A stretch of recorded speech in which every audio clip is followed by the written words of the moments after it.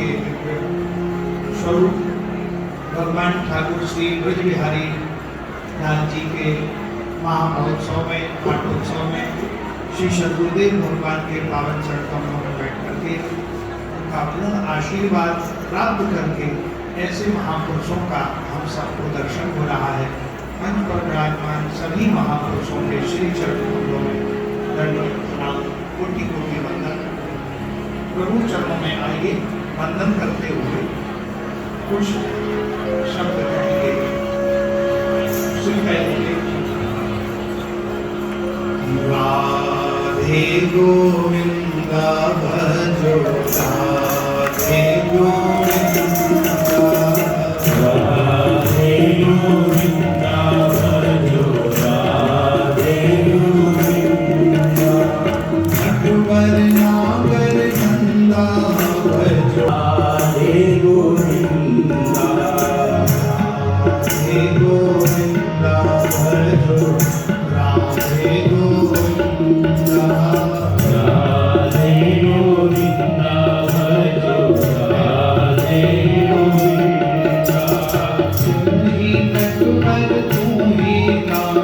तू ही नटवर तू ही नागर तू ही बाल मुकुंद राधे गोविंद भजो राधे गोविंद राधे गोविंद भजो राधे गोविंद नटवर नागर नंदा नटवर नागर नंदा भजो राधे गोविंद भजो राधे गोविंद भजो राधे गोविंद श्री बिहारी लाल की जय। सर्व संत हरि भक्तन की जय। श्री राधे। अभी भी आप श्रवण कर रहे थे हमारे परम वंदनीय की सर्वव्यापक सत्ता बताते हुए उस परमात्मा की ही कृपा से सब कुछ हो रहा है। मत भयात वाति वातो एवं सूर्यस्तवति मत भयात वर्षतीन्द्रो दहत्यग्निर्वृत्तिश्चरति मत भयात। परमात्मा के ही द्वारा संपूर्ण सृष्टि चल रही है और उन परमात्मा की सृष्टि कितनी अद्भुत अलौकिक है। ऐसी अलौकिक सृष्टि, अद्भुत सृष्टि, जिस सृष्टि में अनेक प्रकार के दृश्य, चित्र, विचित्र कलाएं हमें दर्शन होते हैं। कैसे कैसे सुंदर लोग बनाए, कैसे कैसे सुंदर जो है फलों का निर्माण किया, कैसे कैसे सुंदर सुंदर जो है पहाड़, पर्वत, नदियां आदि हम सबको प्रदान किए। ऐसा अद्भुत व्याकरण है भगवान का। वयांसि तद्व्याकरणं विचित्रम् मनुर्मनीषा मनुजो निवाकवीर्यः स्वरस्वतेरचुरानि प्रभुवीर्यः। ये भगवान का कैसा अद्भुत दिव्य विचित्र व्याकरण है। वयांसि तद्व्याकरणं विचित्रम् मनुर्मनीषा मनुजो निवासा।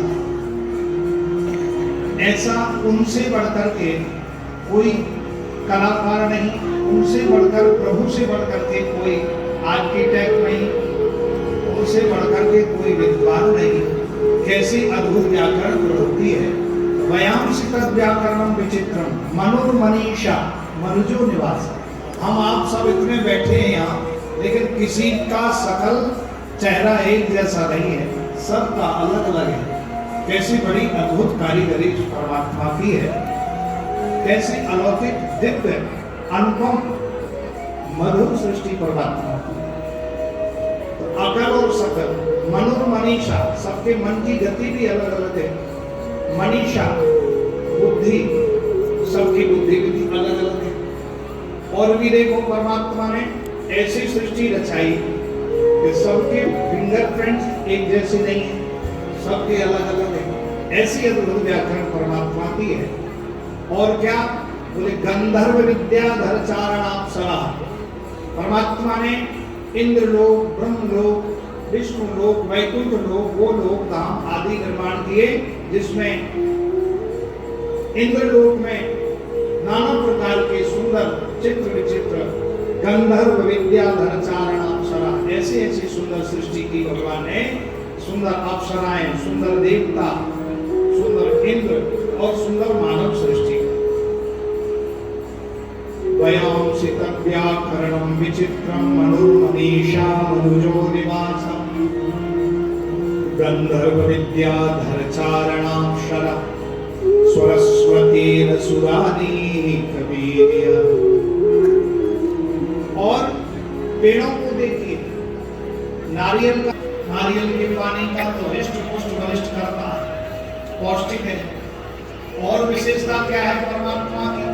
गन्ने को देखो, जमीन में लगता है, ना कोई उसमें चीनी डालता है, ना गुड़ डालता है, और कैसा मीठा होता है। और विशेषता आम का पेड़ देखो, कैसा सुंदर आम, और आम का पेड़, और आम में फल जो लगता है कैसा मधुर है और मीठा है, उसमें ये मिठास किसने भरी, कैसी अद्भुत।